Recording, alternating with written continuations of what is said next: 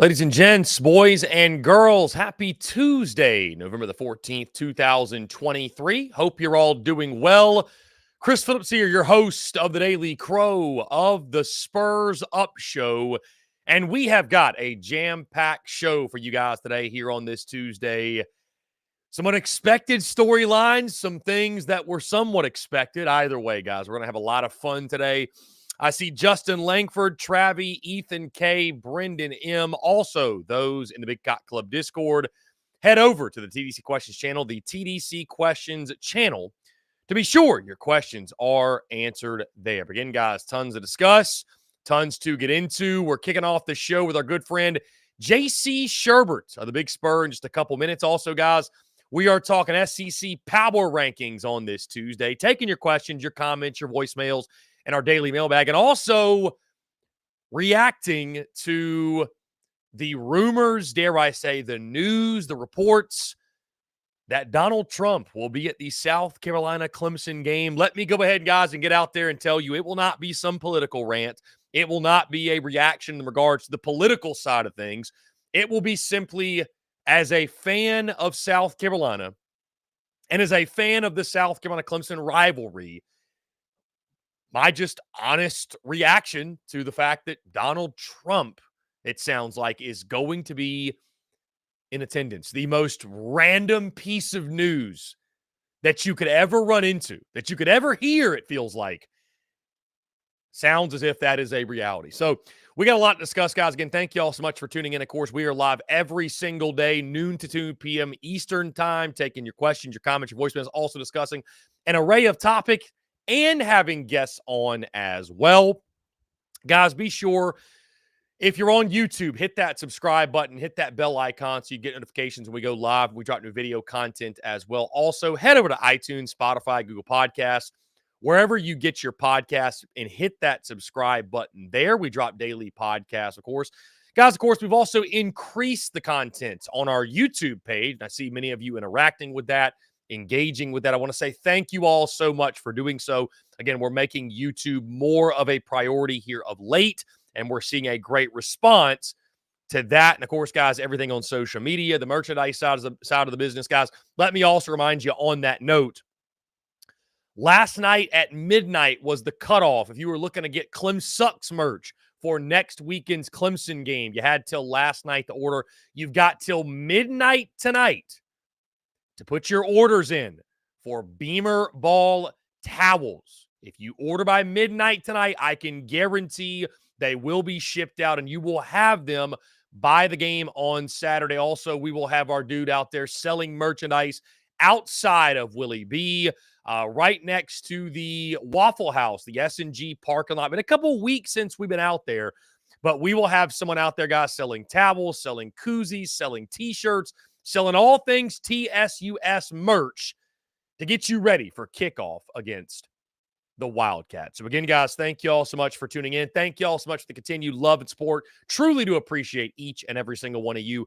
TSUS would not be what it is and what it's becoming without your love and support. Guys, lots happening in the college football world today as well. Quinn Ewers, Texas quarterback, confirming, or at least the rumors are, he will return next season. How does that affect their quarterback room with Arch Manning and Malik Murphy? And will there be some change there? Also, of course, the coaching searches continue for both Texas A&M, Mississippi State. I would expect both of those to act quickly. What's going to happen in those? Of course, we'll discuss and break all that down. And of course, guys, we got a jam-packed slate of games this weekend, not just in the SEC, but national college ball as well. It's cupcake weekend for a lot of teams out there, right? Cupcake weekend for a lot of the SEC, but you got South Carolina, Kentucky, you've got Georgia, Tennessee, you've got Florida, Missouri. You got some really important games this weekend, so going to be a lot of fun to watch. Guys, again, thank you all so much. Be sure, again, you hit that subscribe button on YouTube. You subscribe to the podcast as well, and follow us on social media at The Spurs Up Show. With that being said, we're going to kick this show off in style. Our good friend JC Shurburtt of the Big Spur. He took time to talk with us this morning. All things the Vandy win, Kentucky upcoming, even some recruiting tidbits. So, guys, sit back, relax, enjoy this conversation with JC Shurburtt of the Big Spur. All right, guys, he joins us every single Tuesday to help us break down all things Gamecocks football. Our good friend JC Shurburtt of the Big Spur, he joins the show once again. JC, appreciate you taking the time, my friend. How are you? Doing good. It's another Tuesday. Gosh, the season just goes by so fast, Chris, when it starts. We sit here all year and wait on it. It's like slow as molasses. And then you wake up one day and next week's Thanksgiving. So I'm like, wow, but good to be talking ball. Good that the Gamecocks are still alive for postseason play. And we'll be very interested to see how they do these next two night home games. Carolina's a little bit different team when they play at home at night recently. So that gives you hope.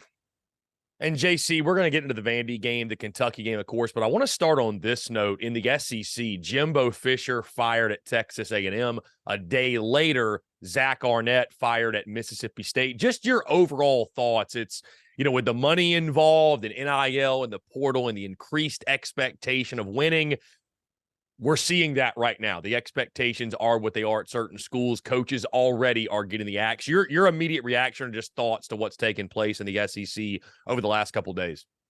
I think there are football reasons both those guys failed. I think if you look at Jimbo Fisher since,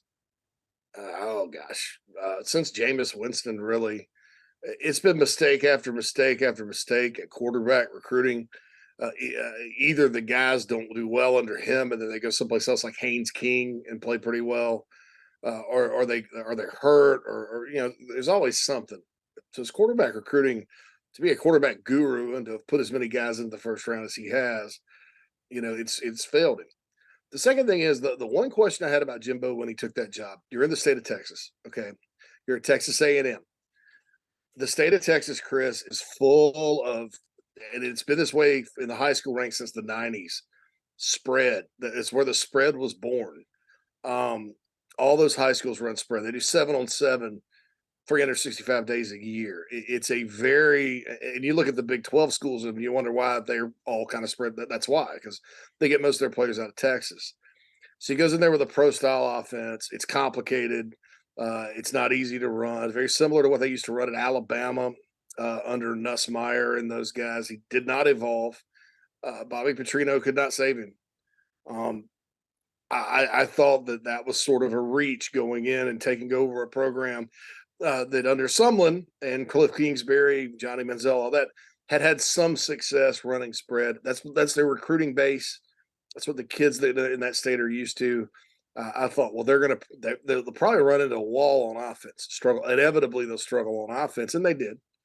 And then the defense was good at times, not so good at other times, to be as talented as they were. And then with his salary plus that number one recruiting class they signed a couple of years ago that they've spent a little bit of money on, they were the kind of the ringleaders with it. That increased expectations tenfold, along with a 9-1 season during the pandemic where they almost lost to Vanderbilt. It just. I had questions about it from the start, but if you want to know why Jimbo Fisher's fired, it's because he didn't score enough points, and that's the reason he didn't win enough games because they couldn't score. So it was a mistake on his part, not understanding what he was walking into, not understanding the recruiting base, not understanding what he needed to do to put points on the board in the SEC in today's time. Zach Arnett on a much smaller scale, much lower salary, much shorter contract, very much smaller buyout. Same mistake. Mike Leach comes in and takes over for Joe Moorhead, who's a spread guy. They still had to retool the roster a bit, because they went from the big lumbering guy from California. They found Will Rogers on the roster, who obviously is a perfect Mike Leach quarterback. Shorter guy, boom, boom, boom, like throwing darts down the field. So they lucked into him, found him. Still had to, revamp the receivers, get enough receivers. They were a little heavy at running back. They had to, make a lot of those guys transfer. They had to get their style going. Well, they finally were to the point where, yes, Arnett's defense was saving them. The Pirate was not lighting them up, but they were having games where it kind of looked like Leach again. That Auburn game a couple of years ago where they came back for 20 down and just kept chucking it all over them. Those kinds of games kept happening. They beat a bunch of top 25 teams. They surprised that they still owned A&M when Leach was there. And so you spend all this time through his 3 or 4 years building that, and then he tragically passes away. And then instead of sticking with that, when you know the type of quarterback Will Rogers is and the personnel you have, you try to reinvent the wheel and hire the guy from App State. And we all know from watching App State through the years, it's evolved into kind of a big heavy zone run team. And defensive guys make these mistakes. Okay, that we've seen it here, quite frankly. You know that they don't like coaching on the other side of the ball with an air raid. You know, they just don't like it. So he was gonna, he was gonna reinvent the wheel, and that wasn't necessary. And then they couldn't score points. Now, the caveat to all that is, I do think, who was he going to get to run the air raid? Well, Steve Spurrier Jr. in the bowl. I don't know if he was a candidate to take over or not, but so maybe he just wanted to go get his own guy because there was really nobody that could get in there and replace Leach. But I just I think they both made football mistakes, man, and that shows you, like, you sell out to a philosophy that does not fit. And you don't do the research and think about how it's not going to fit, or you're trying to play some sort of long play thinking eventually they'll get it. Chances are they won't. Chances are they won't. There's a reason South Carolina and a lot of the schools in the South, not named Georgia or Bama, don't just line up and run it at you because there's not a lot of offensive linemen down there. It's your offensive linemen are up in the Midwest and Northeast and out West. Because all the good big guys play defense, right? So your big guys on offense that are on defense are really not that good. So that's why teams struggle on the O line, that and the defensive line competition. So it's it's one of those things where you have to understand where you are and what fits where you are. And I think with both of those situations, neither guy really did. And I know they're at both ends of the salary spectrum and buyout spectrum, but sometimes it's that simple. You just you don't get it. You're stubborn, and these guys are, and you get fired. Hard to feel. And Zach Arnett, I think, will end up head coach at San Diego State, or he'll go, because he's done this before. He'll go be, unfortunately, Lincoln Riley's defensive coordinator. Good luck with that. If you don't like spread, you don't like non-defensive teams, but he'll be fine, and he'll be back. With Jimbo, it's hard for me to feel sorry for somebody that's cashing a check for $75 million that was demonstrably underachieved at his job simply because he refused to adapt. Yeah, there's not a whole lot of justifying it. Excuse me, JC, when you're one game worse than the guy, or a couple games worse than the guy that you replaced, and they paid a lot of money for you to replace. So change is imminent in college football. We're seeing that in the SEC. JC, let's get into the Gamecocks, what took place over the weekend. A 47-6 win over the Vanderbilt Commodores. Now back-to-back wins for South Carolina, and it was really domination, JC, in all three phases: offensively, defensively, special teams. Carolina's defense even holding Vandy to 234 total yards, by far their best performance of the season. I kind of equated it, JC, to the Furman game early in the year, where it was a feel-good game. You had some young guys get into the ball game, have success. Of course, Lenoris Sellers with the rushing touchdown. I know we were talking about him off air. Your overall takeaways in this game? I think the biggest thing from this one is the building of momentum going into Kentucky and Clemson. Like, I don't know that you draw a bunch of new conclusions or learn a bunch of new things. Vanderbilt and Clark Lee, it's surprising to me how bad they are this year, but they are really that bad. But South Carolina did what they needed to do and took advantage, and a lot of guys shined on Saturday. Your biggest takeaways from that 41-point win over the Doors? Yeah, you're right. And I'll talk about Vandy in a second because I do have some things to say about that program. But, this is what you need. You talk about handling your business. You got to go handle your business. And they did. And even with like the weather, Chris, teams that aren't playing together and that are pouting, that are just wanting to play out the string and let the season get over, they're likely to just go out there and be like, it's wet. I don't know. You get up 13-0 and you slosh around and win 19-7. The Gamecocks, quite frankly, left some points on the board. They struggled a little bit on offense with some drops in the first half, and then turned it on in the second. And players like Josh Simon, breaking tackles. Mario Anderson, that tremendous touchdown run. I don't care who you're playing. That's awesome. Spencer Rattler getting on. Xavier Legette continuing to make big plays. Uh, that's a positive sign, no matter what the opponent is. And you remember last year too. South Carolina won 4 games in a row last season, and they just gotten their tails kicked by Georgia badly when they turned around and played Charlotte. That was kind of a sloppy game they pulled away in the second half. Then they played SC State, a little bit more complete game. Well, then they went up to Kentucky and won. Now, granted, Kentucky didn't have Will Levis that night, but it was still a really good win for the Gamecocks. And they played really well. Probably that was their best defensive game they played, and it all culminated with a big win over at the Aggies. Speaking of A&M, the next Saturday. And so they've kind of been in this situation before where you have kind of 2 games you should win, the get right game, so to speak. Then it gets a little tougher, and then it gets a little tougher. So I think it's a positive sign as far as staying on script.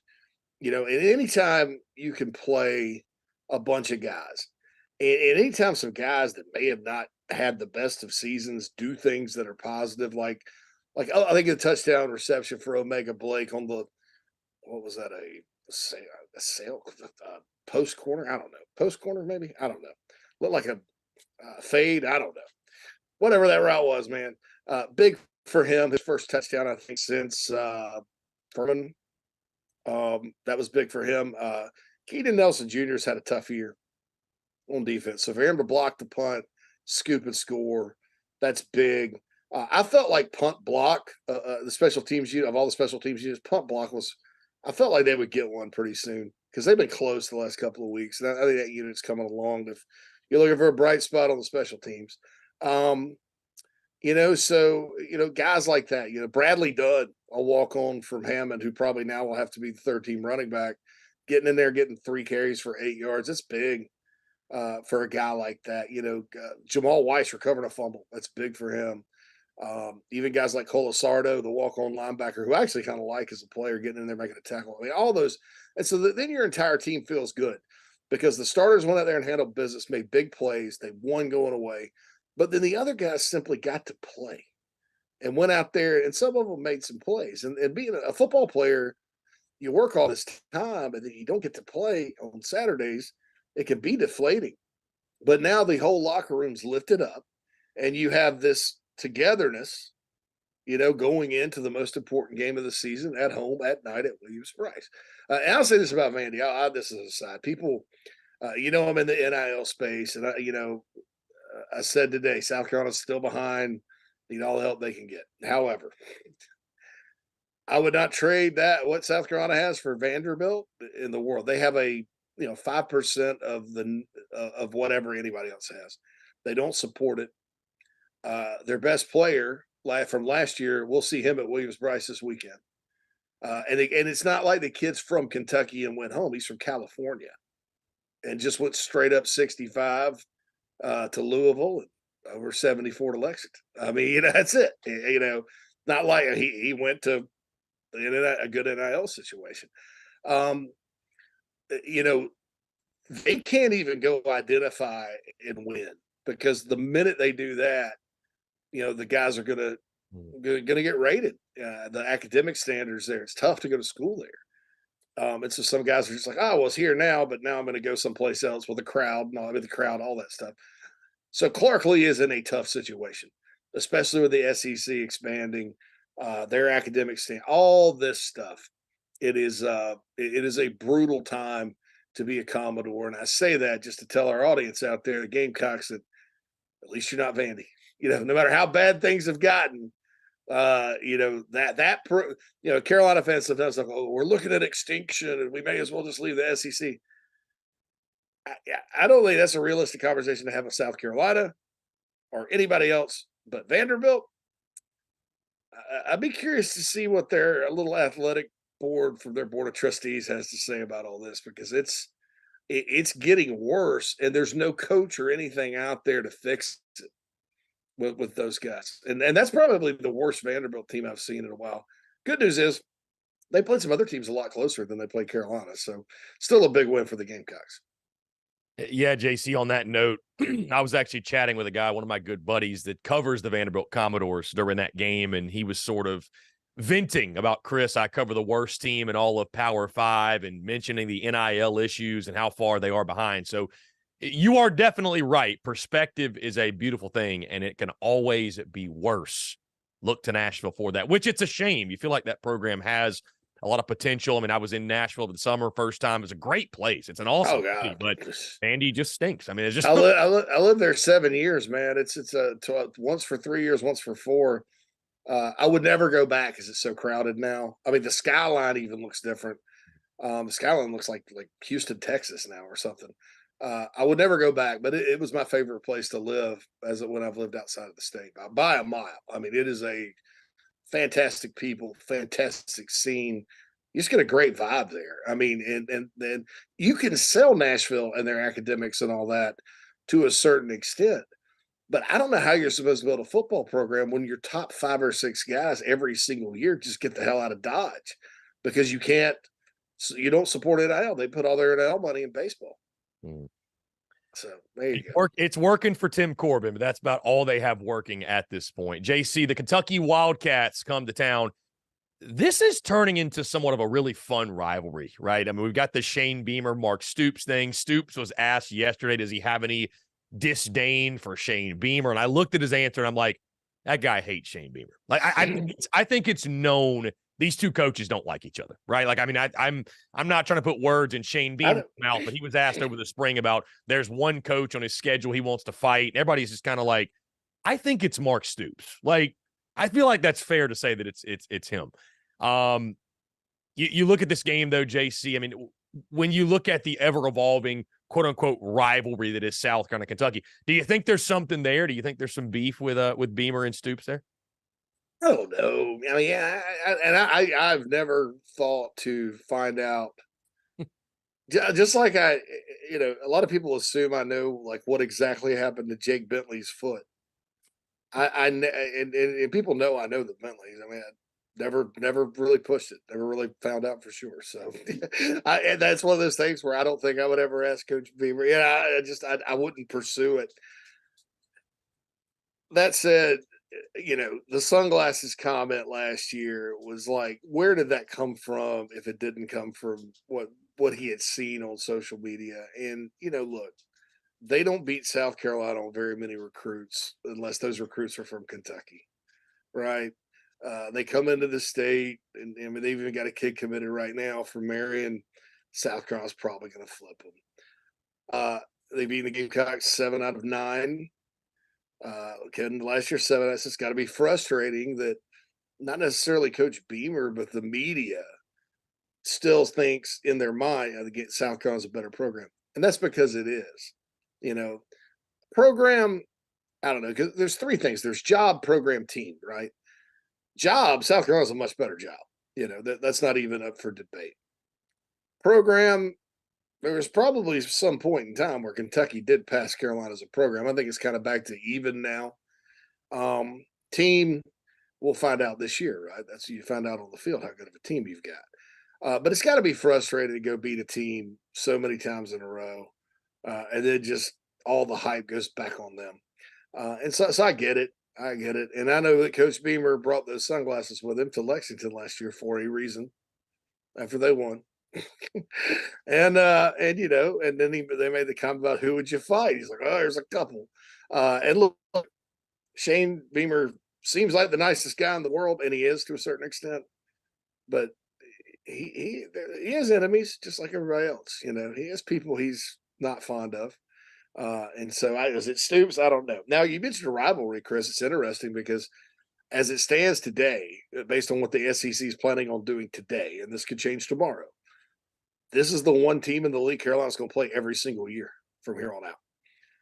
There's no more Georgia, no more Tennessee, no more Florida, no more Vandy, unfortunately, no more Mayor's Cup, no more whatever the hell they give for the Texas A&M game, which I guess is back in College Station now. This game, Kentucky and South Carolina are going to be permanent opponents and play every season. And I think they're permanent opponents in baseball too. They announced the other day. Yeah. So yeah, it's kind of a budding rivalry. I think that Kentucky fans in football probably always see South Carolina as a game they should win, even when they were losing, lost 10 in a row. I think that Carolina fans still look at Kentucky and kind of say, well, that's a team they should beat, you know. And but they still look at Missouri that way too, and they've lost 5 in that one. So, but I look at it. I do think they're going to be fired up, and there has been something about South Carolina every single year where Stoops has just coached his best game. They've played their best game. Going all the way back to like his first season where they didn't win an SEC game, Chris, if you remember, I think Spurrier and company had them down about 35-7. They came back with that team, which was a bad football team, and cut it to 35-28 at the end. I mean, they gave them all they wanted. The next year up in Lexington, Carolina blew a 2-touchdown lead. The next year, Kentucky's up 17 at half. Gamecocks couldn't put in Perry Orth. They couldn't close the deal. The next year was that 17-10 thing up in Lexington where nobody wanted to score, where Stoops was on the hot seat. That was 16. The 17 game took every bit of my soul away. And now that I think about it, the Florida game this year killed me, but that game still is the worst because Carolina's 2-0, 2 road wins. Things are going great. You get a Debo touchdown and then a pick first two plays of the game. It's a blackout. Carolina's rolling. Like they're going to roll to 3-0. And then Kentucky just got them. I mean, it goes on, and Jake Bentley couldn't hit the broadside of a barn all of a sudden in 2018. Worst game he's ever played. And guys running over and that was crazy because that 2018 game, BMAC was the OC, Chris. South Carolina had the exact same game plan on for Kentucky that they did for Clemson. Mm-hmm. The difference is all those long shots they connected against Clemson and had 500 yards passing. Couldn't hit the broadside of a barn against Kentucky.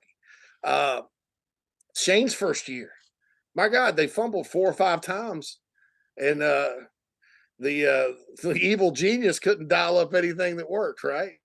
So 16-10 loss. So it's just been a lot of frustration in these games. The Stoops just seems to have their number. But I'll say this, Carolina wins this one. It's 3 out of the last 5 for the Gamecocks, and so it's a very nice turning point. And you never know what's going to happen with some of these coaching openings and things like that in terms of what's the future hold up in Lexington. And JC, it feels like a pair of teams that are sort of heading in opposite directions, right? South Carolina has won their last 2. Kentucky's lost 4 of their last 5. I think it's safe to say the Wildcats have been a bit underwhelming to preseason expectations, especially Devin Leary at quarterback. He's came on the last couple weeks, but has not been the guy most folks expected. But to your point, JC, they do have Ray Davis at the running back position. They've got Berrigan Brown, Dane Key at wide receiver. They love to run the football. Again, like I mentioned, Devin Leary is taking some positive steps forward. They actually did some positive things offensively in that game against Alabama last weekend where they got beat down. Defensively, been good stopping the run, but JC, the opportunities are going to be there for Spencer Rattler, Xavier Legette. Kentucky allows 241 yards per game passing. They do have 23 sacks as a defense. And JC, when you look at a game like this, you got to look at external factors. You got to look at I'm losing the word I'm looking for, but you've got to look at everything, the big picture. Everybody talks about Cocktober, but it's really the month of November and this time of year when Shane Beamer's teams cut it on. 7:30 kickoff, under the lights, Williams-Brice Stadium. How many points is that worth? We shall see. So when you look at this matchup as a whole, Kentucky favored in the ball game. Does that surprise you? And overall, just like, how do you look at this game? I think this is a really fun coin flip type of SEC game here.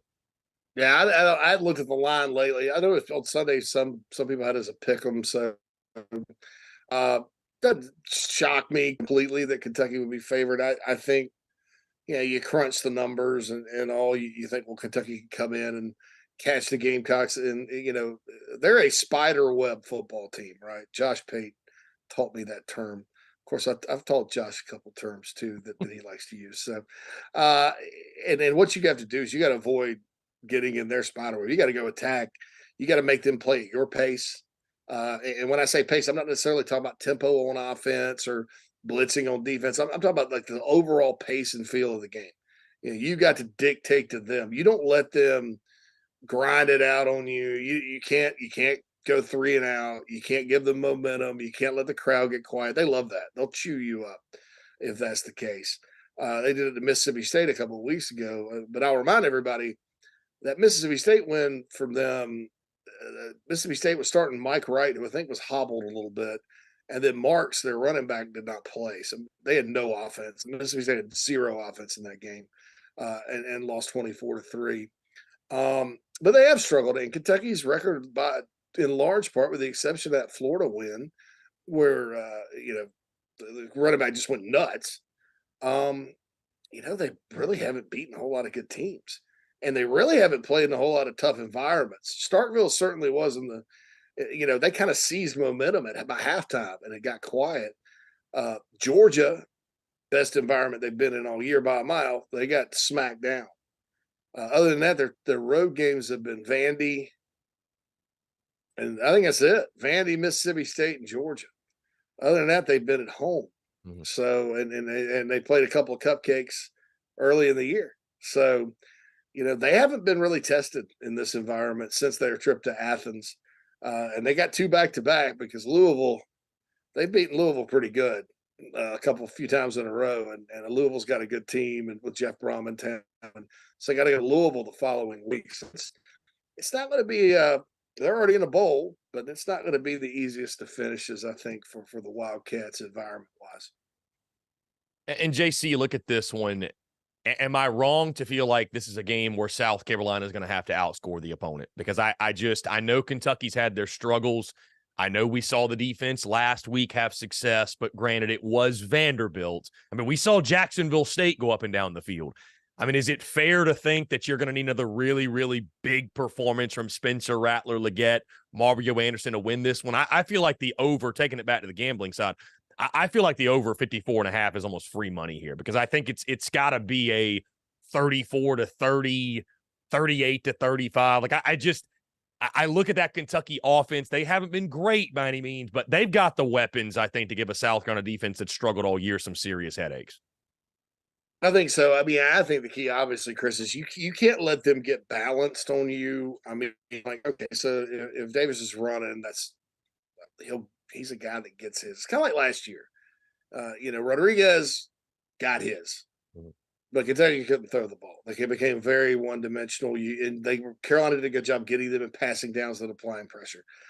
That's the key here. I think Leary has gotten better the last couple of weeks. They do have weapons. But I also think South Carolina, kind of their niche on defense when they've been good is applying pressure. Leary, before ever since the Clemson game at Memorial Stadium last year, because Carolina was off that week and I had a Clemson buddy in town and we went and watched that. He's hadn't been the same, and he struggled mightily this year. Had some good flashy moments, but honestly, I think that's the key. If they start putting it in Leary's hands with the way Carolina's kind of gotten a little more creative, putting pressure on the quarterback, Bam Martin Scott's a guy that's come on, they're blitzing Debo. They're going to score their share of points, but Carolina, I think, can get home enough and maybe force some mistakes to where it's beneficial to them. But, on the other side of the ball, South Carolina has to score points. I mean, you can't go out there and hang 17 on the board and, get sacked 8 times and expect to win this one because you absolutely will not. You got to have your normal home game offensive showing like you have all year, and go from there.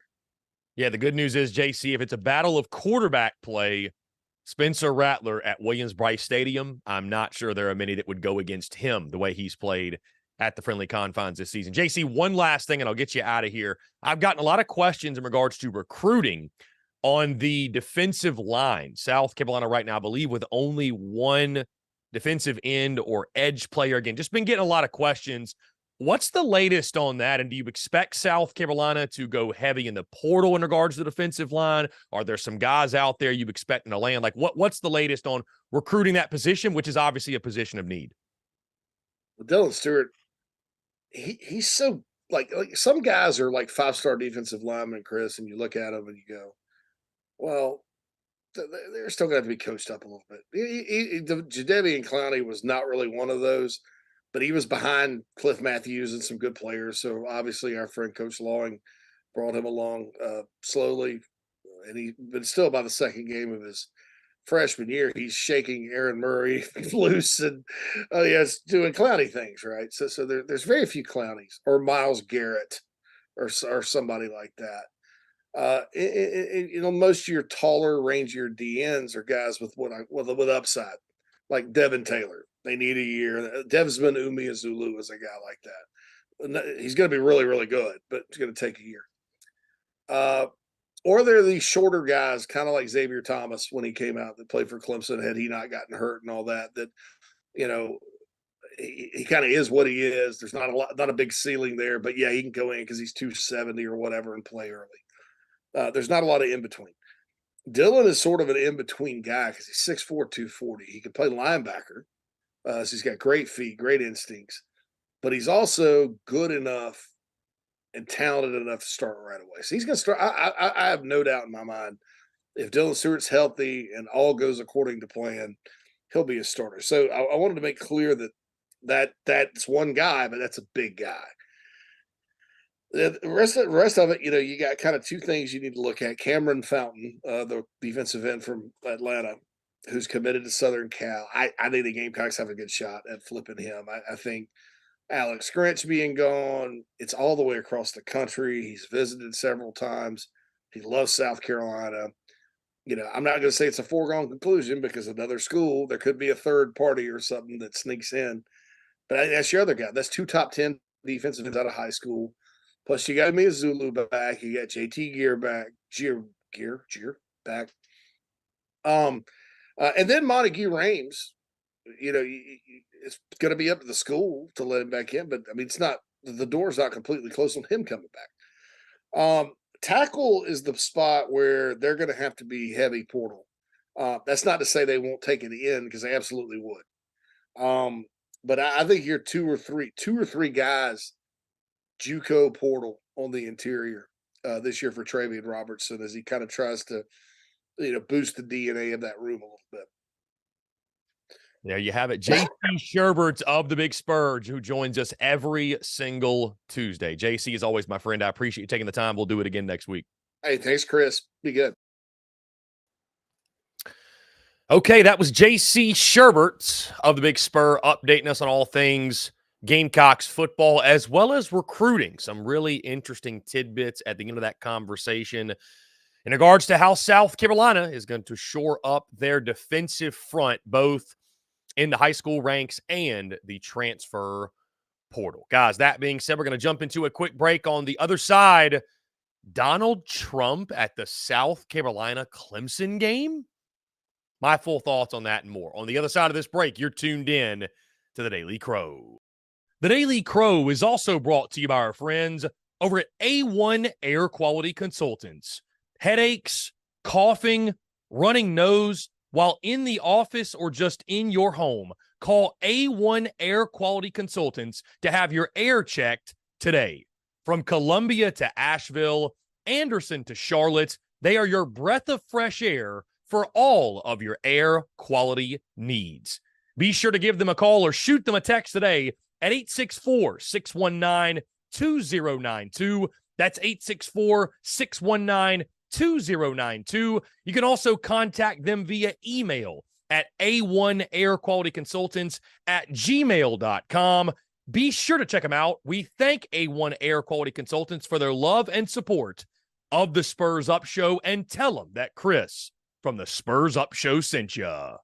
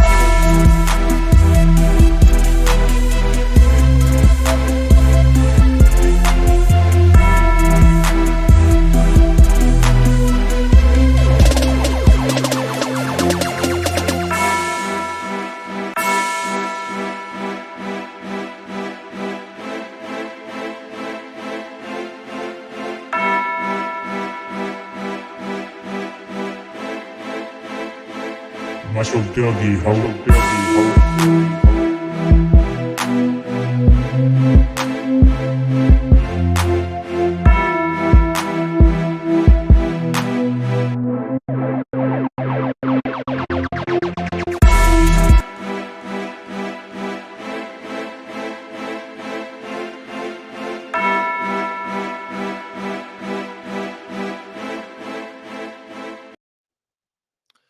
Ladies and gents, boys and girls, we are back here on this Tuesday, November the 14th, 2023.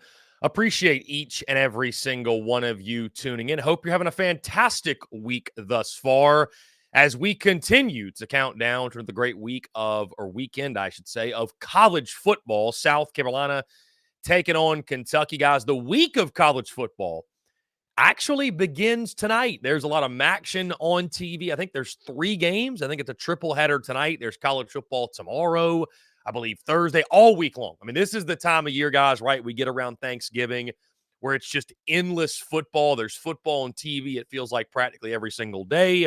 Before you know it, we'll be in a championship weekend. We'll be in a bowl season.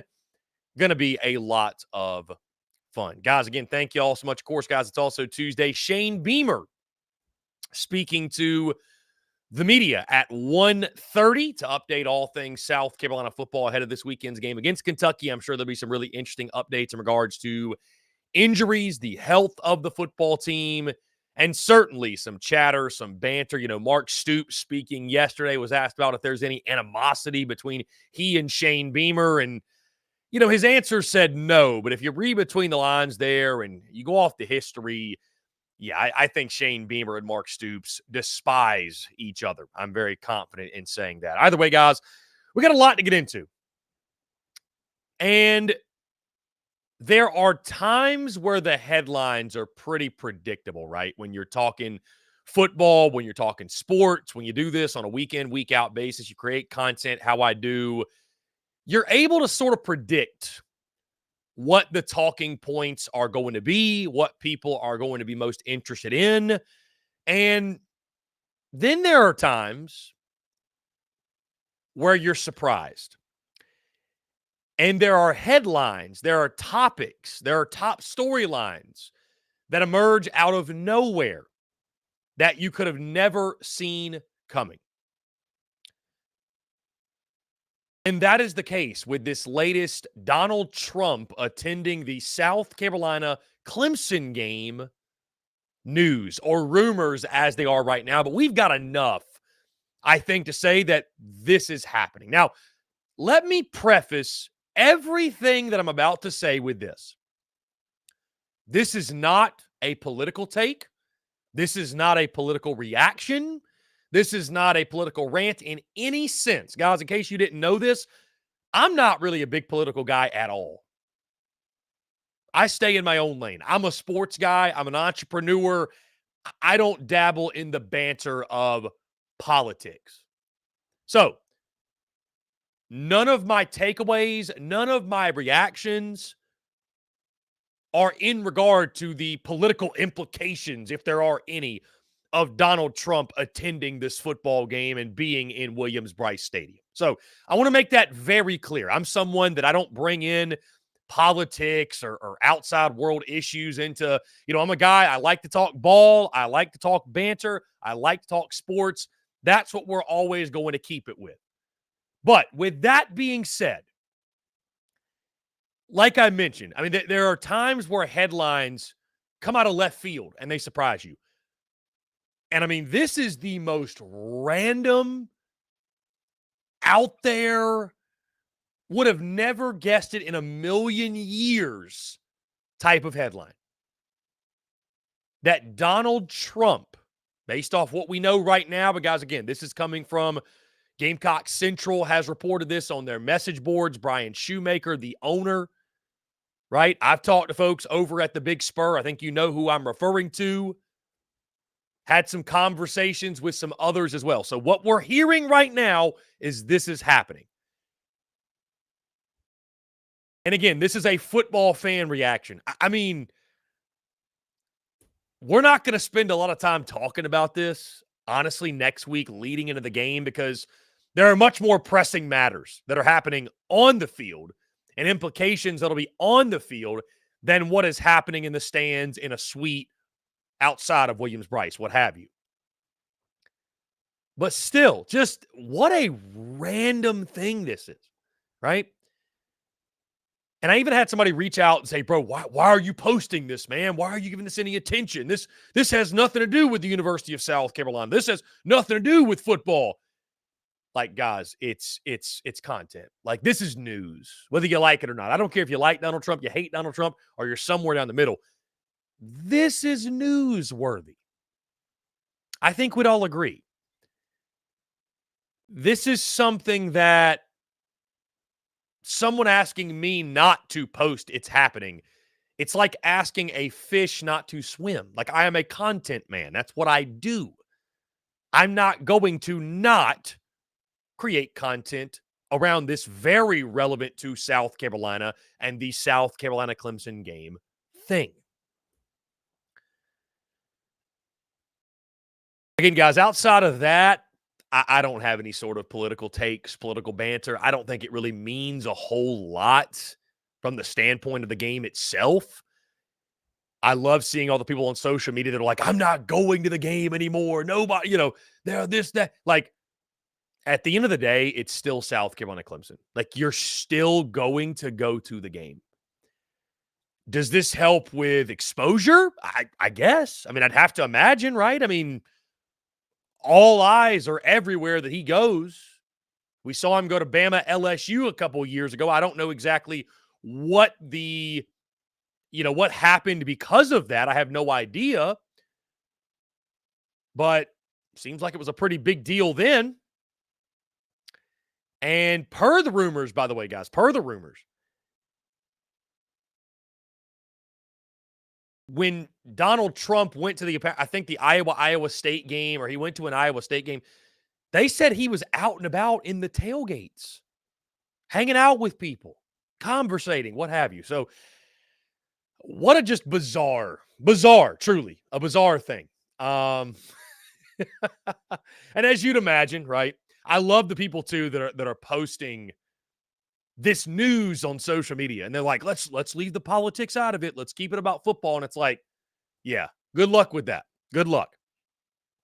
But I am someone, guys, listen, I'm here to tell you, I'm never going to bring politics into my business, into my content, because I'm not passionate about those things. I really don't care, but felt like it was something we needed to at least acknowledge today and address. And again, just wanted to give my reaction. I mean, from the sports fan side of it, it's random. I guess it brings more exposure to Carolina-Clemson. Not that this game needs more. It's just like the most random thing ever. Like, I don't have a reaction one way or the other, positive or negative, but it's just random. Like, I don't know. It's just very, very random. And I don't know, guys. You tell me. Maybe the Make Carolina Great Again merch, maybe that could work for this. I mean, you tell me. I think there's some potential there. Make Carolina great again. Either way, guys, South Carolina-Clemson, the game itself, that'll be our talking point all week next week. I mean, we're going to be breaking down this game. Rivalry week is always a ton of fun, but could not address this on the show. Could not address this. The rumors swirling. I'm sure it'll be confirmed over the next couple of days.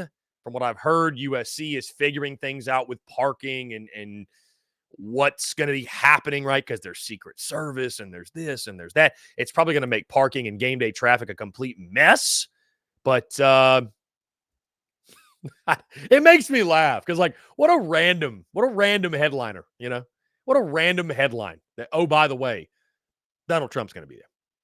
Apparently hanging out with Henry McMaster, the governor, in his suite, be his guest of honor for the Palmetto Bowl, something like that, whatever. I don't know. And then you got people on message boards saying maybe Donald Trump can give some money to the Garnet Trust NIL. And then everything's just going haywire, crazy. As you'd imagine, social media is reacting very, very rationally to this with all civil takes and opinions and back and forth. You guys know. But, yeah, has no bearing on the football game, but just a wild, out there storyline. Guys, we're going to jump into a quick break on the other side. We'll get back into football. SEC Power Rankings entering Week 12 of the 2023 college football season. Guys, all that and more on the other side of this break. You're tuned in to the Daily Crow. The Daily Crow is also brought to you by our friends over at A1 Air Quality Consultants. Headaches, coughing, running nose while in the office or just in your home. Call A1 Air Quality Consultants to have your air checked today. From Columbia to Asheville, Anderson to Charlotte, they are your breath of fresh air for all of your air quality needs. Be sure to give them a call or shoot them a text today at 864-619-2092. That's 864-619-2092. You can also contact them via email at a1airqualityconsultants@gmail.com. Be sure to check them out. We thank A1 Air Quality Consultants for their love and support of the Spurs Up Show, and tell them that Chris from the Spurs Up Show sent ya.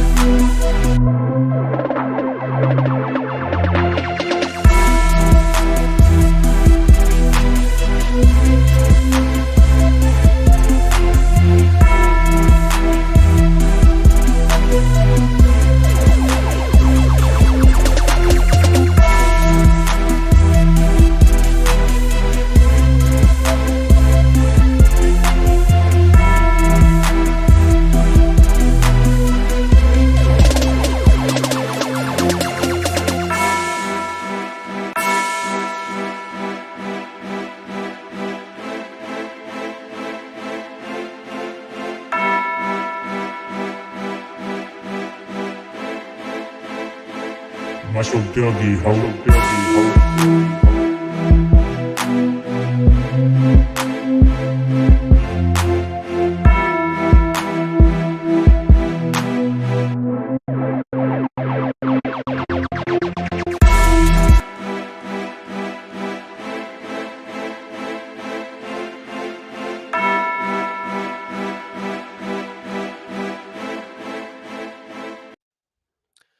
Ladies and gents, boys and girls, we are back here on this Tuesday, November the 14th, 2023. I'm just laughing because I just saw Bruin Nation's latest comment that says, Trump's new slogan, Trump 2024, find some joy. That is funny. Now that, I don't care what side you lean or what side you sit on, that's funny. Bravo, Bruin Nation. Bravo indeed. Maybe the comment of the day right there. I think it's safe to say. Guys, again, thank you all so much for tuning in. Do not forget, in about 20 or 30 minutes or so, we are taking your questions, your comments, and your voicemails. In our daily mailbag segment, I want to hear from you, your thoughts, your banter, your conversations, everything else. But in the meantime, guys, week 12 is upon us. There are 2 weeks. I can't wrap my head around that next week is Thanksgiving and we have 2 weeks left of regular season football. Somebody slow this thing down. Either way, guys, SEC Power Rankings entering week 12 of the 2023 college football season. We start in the cellar at number 14. And guys, if I could put them at number 15, I would. Hey, next year, I'll be able to put them at number 16. But at number 14, the Vanderbilt Commodores. South Carolina disposing of Vandy on Saturday. It's kind of a shame what Vandy is this year, guys. I mean, I mentioned this yesterday. I got a text from a guy that I'm good friends with, have done work with, that covers Vanderbilt. And he told me, he said, Chris, I cover the worst team in all of Power 5. I cover the worst team. And I'm like it was a vent session between he and he was just complaining about the NIL stuff and what's going on. And I mean, I felt for him. I felt kind of bad for him. And you look at the potential of Vandy being in Nashville and the school seems nice. And I mean, there's nothing that stops Vandy from being able to compete except Vandy themselves in a lot of ways. But that team this year is just not good. And I don't think many of us realize just how gutted they were last year from the transfer portal, losing some of their best players. Ken Seals doing everything that he can back there, right? Doing everything that he can to make plays. And I mean, give a lot of credit to South Carolina. Was really impressed with the way they took away Will Shepherd. They took away Jaden McGowan. They took away Vandy's top playmakers. But you really saw on Saturday how bad it is in Nashville. So the Commodores easily stay in the cellar.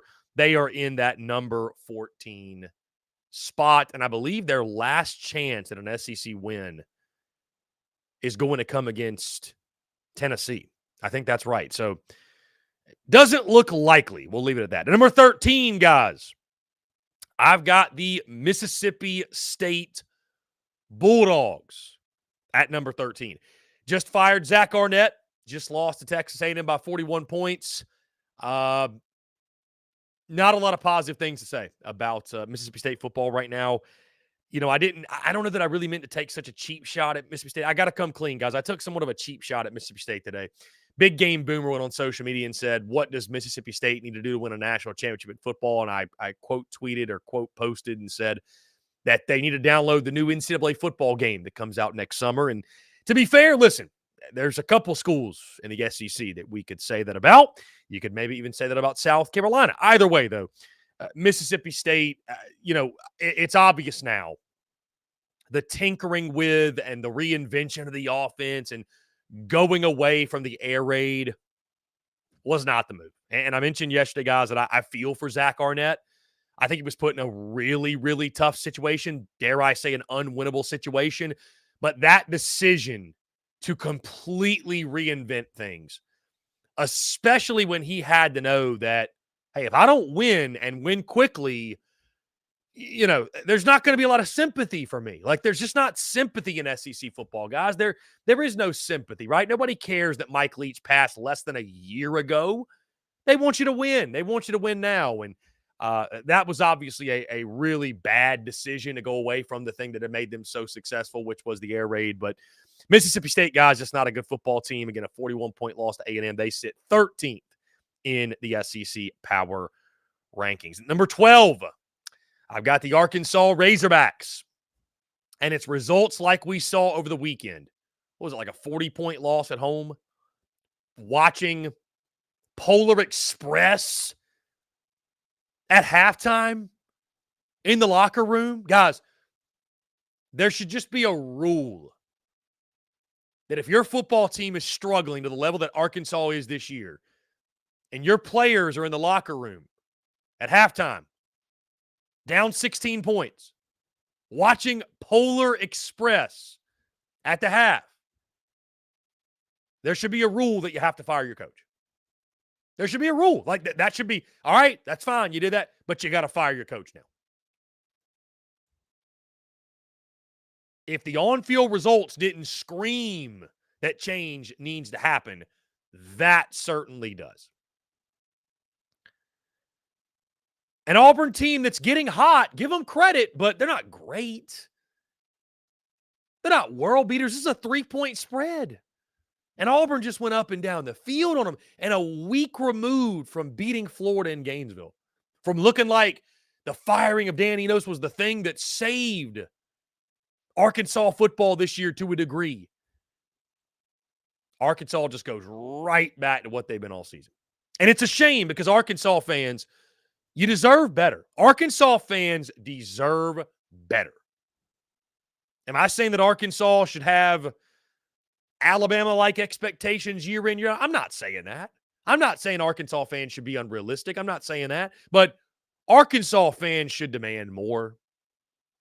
And Arkansas fans deserve more. And it's stunning to me, guys, that Sam Pittman, that his era in Fayetteville is going so poorly because it looked so promising early on. But when it becomes so painfully obvious, like it is in Fayetteville right now, all you're doing is delaying the inevitable. That's all you're doing. Guys, at number 11, I've got South Carolina after a big win over Vandy, back-to-back wins. Bump up one spot. We'll see. South Carolina will have a chance to jump this weekend when they take on the Kentucky Wildcats.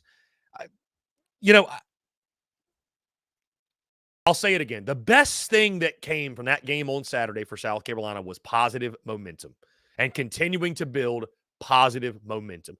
The next two games will define and will tell us, did those wins over Jacksonville State and Vandy, how much did they really mean? Did South Carolina find themselves in those two? Did they actually make improvements and make strides?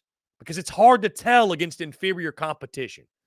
But Kentucky and Clemson will show us everything we need to know.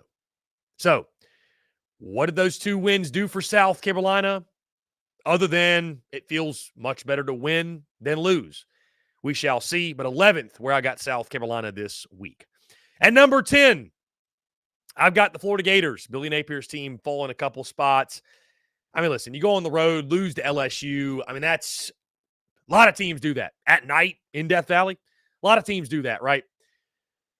I'm surprised how bad Austin Armstrong's defense has been this year. Listen, I know Jaden Daniels is a freak, but you allow over 700 yards of over 700 yards of offense is what LSU got on them. I mean, the record day by Jaden Daniels, guys, obviously over 300 yards passing, over 200 yards rushing. And Florida, man, Florida fans are so funny, so fickle to a degree where it's like 1 week, hey, Billy Napier's it, man. Look at how he's recruiting. Gator football's on the up and up. The next week, it's, man, Billy Napier sucks. Fire him after this year. He won't make it past 2024. So, they've got another tough one upcoming against Mizzou. They got Florida State. Chris Doring told us yesterday he thinks Florida State, that game is more winnable than winning at Mizzou. So, we'll see if that's the case. But, the thing, too, guys, on a side note, as we talk about Florida, we've mentioned South Carolina, Arkansas State, and Vandy. We're really at the point now where, like, these rankings, they become so much clearer. Like, we know what these teams are. You know what I mean? Like, I know what Florida is, right? We know what South Carolina is. Now, they may finish well over the next 2 weeks. They may finish poorly. But, like, we know what these teams are. So, like, I was about to say, I look at Florida at 10. I'm like, Florida just is what they are. They're ahead of South Carolina because they beat them at Williams-Brice Stadium.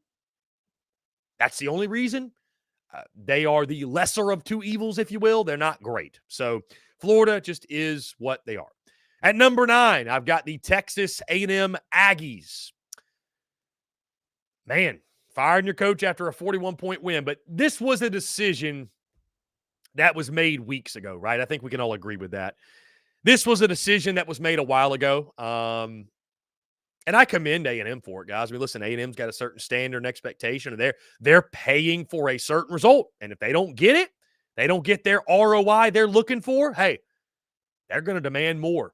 And they're going to demand more from somebody else. So who Texas A&M hires is going to be really fascinating. I mean, again, a good win over Mississippi State. You win by 41 points. The game feels like a bit of a footnote after the firing of Jimbo Fisher. But, Texas A&M with 2 more opportunities. You have that game against LSU as well to close it out. So we'll see what the Aggies can do. But, tough situation. I mean, it's a tough situation without a head coach for the final 2 weeks. What's the motivation factor? Do guys start having one foot out the door, if you will, looking in the transfer portal? I mean, I don't think that's beside the question here. Does Texas A&M, how motivated are they to finish the season the right way? At number 8, I've got South Carolina's upcoming opponent, the Kentucky Wildcats. Now, Kentucky, a team falling to Alabama over the weekend in blowout fashion. I think the Cats did some nice things offensively. Devin Leary has been coming on strong the last couple weeks. But, I mean, guys, Kentucky's lost 4 of the last 5. Kentucky and South Carolina, speaking of the game this weekend, pair of teams that feel like they're kind of heading in opposite directions. And I know the Cats have had the Gamecocks number. We'll talk about that more tomorrow. 8-2 in the last 10. They fared very well. Mark Stoops has fared very well against South Carolina. But, I mean, who knows? But I still look at Kentucky, guys. A lot of teams will get beat by Alabama. So it's crazy. I said that we know about these teams. We know what they are. But with Kentucky, it's like you still look at them and you still look at their roster and you go, they should be better. Like, they should be better. Ray Davis is a freak. Beberian Brown, Dankey, those receivers, they've kind of underachieved this year, which is shocking. Defensively, they've been really physical up front, really good stopping the run, but 241 yards per game allowed in the pass, guys. Like, Spencer Rattler and company are going to have every opportunity to expose them. But I've still got Kentucky 8th right now. They crushed Florida. They still have their head coach employed, right? So I had to put them ahead of Texas A&M, but going to be interesting. There could be a major, major shakeup in the bottom middle of these power rankings going into next week. At number 7, how about them Auburn Tigers, man? How about Hugh Freeze? Auburn getting hot at the right time. The Iron Bowl is just around the corner, right? A dominating win over Arkansas. And guys, I think you can see it. Like, Auburn's going to be dangerous. I mean, this is year 1. This is year 1 of Hugh Freeze. Year 1. And Auburn's solid. Auburn is very, very, very solid in year 1. Wait till Hugh Freeze gets his quarterback. Wait till Hugh Freeze just has a couple recruiting classes. Not 4 or 5 years, just a couple. Another transfer portal cycle or 2. And he's got the resources. He's got the backing. He's going to be able to get the talent. As soon as he gets his quarterback, man, I know we're going away from divisions, but Auburn's going to be a contender. Auburn's going to be a contender. Number 6, I've got the Tennessee Volunteers. This might feel a little bit high based off the way that they got rocked. I could not put Auburn ahead of them. Tennessee got just blasted. I mean, they're just a different team, guys, away from Neyland Stadium. They're just a completely different team. It's crazy to watch, but there's not a lot to say about that game. Missouri just dominated them. They just thoroughly dominated them in every facet, both sides of the football. They were the more physical football team. They beat Tennessee at their own game, running the ball and stopping the run, and the Vols just had no answer. So, I picked Tennessee 9-3 over the summer. they're on pace to go 8-4, which I guess we should have known. That's kind of where we're always slated to finish, right? 8-4, 9-3, something like that. Unless something crazy happens and they beat Georgia this weekend and they go 9-3. I don't think that's going to happen. But either way, Tennessee, still a top half of the league team, still one of the better teams in the SEC East, but who knew they would not be the second best team in the SEC East this year. Number 5, I got the Ole Miss Rebels. Ole Miss falling to Georgia, guys. I didn't penalize Ole Miss a lot because a lot of teams get crushed by Georgia. I love, though, the spin zone the one guy had on Locked on Ole Miss when he said that Georgia's played around with teams and fallen behind, and it's an honor for Georgia to be so locked in on you that they blow you out. They make it a point to blow you out. That's an honor. That shows how good Ole Miss is. I'm like, bro, what a spin zone. What a spin zone that is. Either way, I respect it. Ole Miss at number 5, guys. Still a really good team. Georgia's just elite. Georgia's elite. And as Lane Kiffin said after the game, they've got tons of 5 stars, and Ole Miss has very few. And again, that's the uncomfortable thing nobody wants to say out loud, but it really just is about ball players, much less about ball plays. At number 4, I've got the Missouri Tigers, guys. We've said it so many times this year. Put some freaking respect on Missouri's name. Put some freaking respect on Eli Drinkwitz's name, who I think should be the coach of the year. Like, no doubt. Eli Drinkwitz should win coach of the year in the SEC.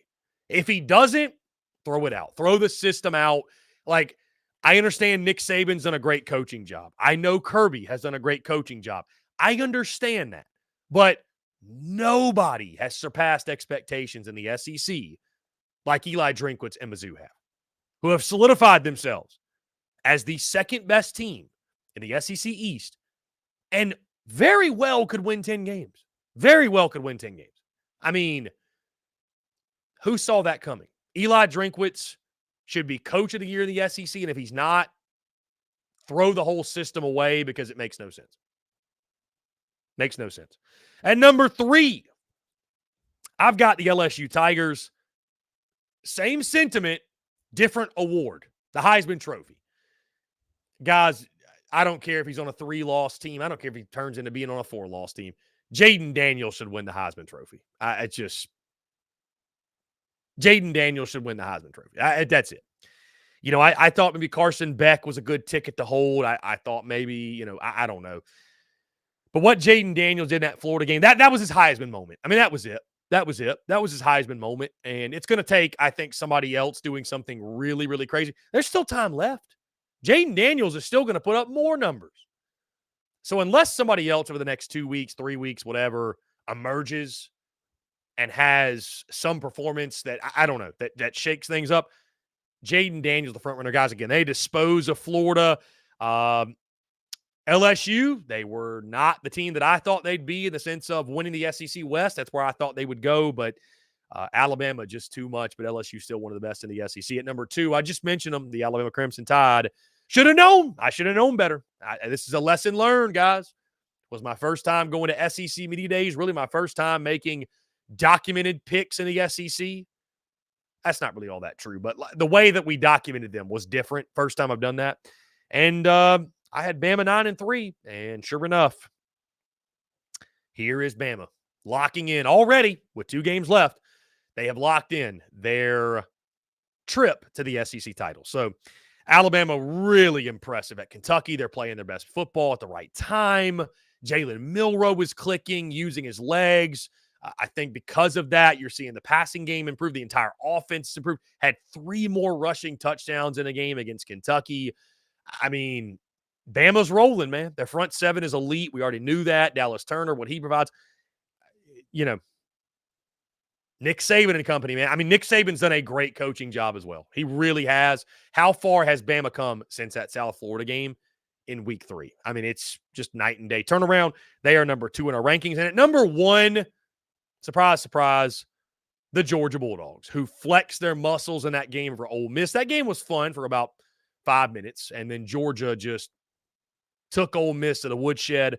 all that five-star talent that Lane Kiffin referred to shined, really showed itself. And, I know there's some out there. Georgia, I think, open. They way too early line. Georgia open is a 3-point favorite over Bama in that game. A lot of folks out there, take Bama, hammer Bama, whatever. Dude, Bama's heating up, right? Bama's getting better. Guys, Georgia's doing the same. This is what we expected. We expected Georgia to turn it on late season. They're getting, they're comfortable. They know who they are.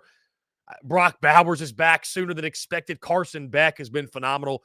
How they're only a 10-point favorite in Knoxville this weekend is stunning. It kind of reminds me of the Auburn line earlier in the season where it didn't make sense, and then it ended up that Auburn covered. So I'd be wary of it. I don't see how Georgia doesn't cover that line, that spread, but weird things happen in Knoxville. So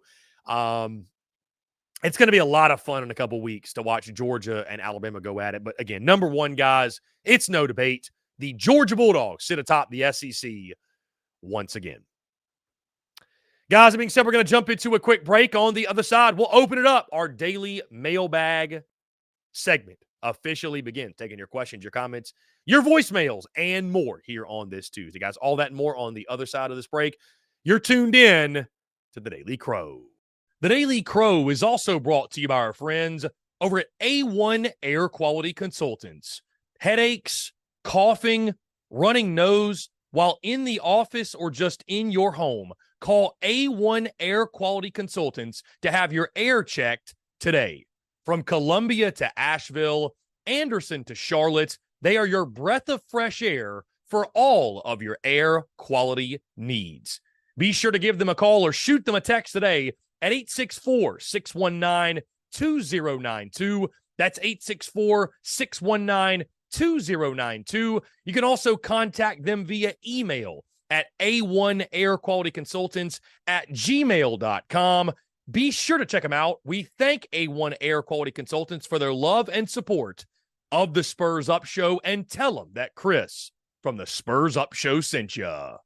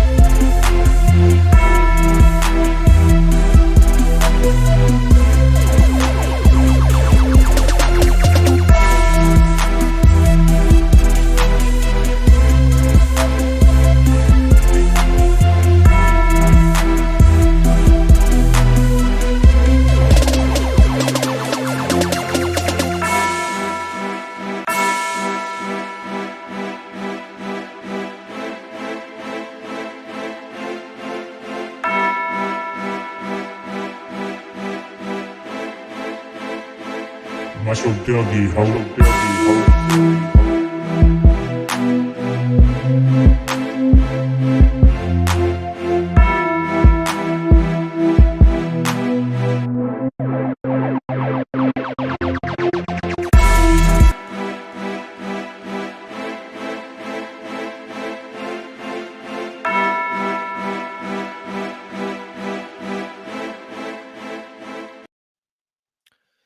Ladies and gents, boys and girls, we are back here on this Tuesday, November the 14th, 2023. The daily mailbag segment officially begins as we're taking your questions, your comments, and your voicemails here on this Tuesday. Guys, Shane Beamer about to speak to the media, 1:30.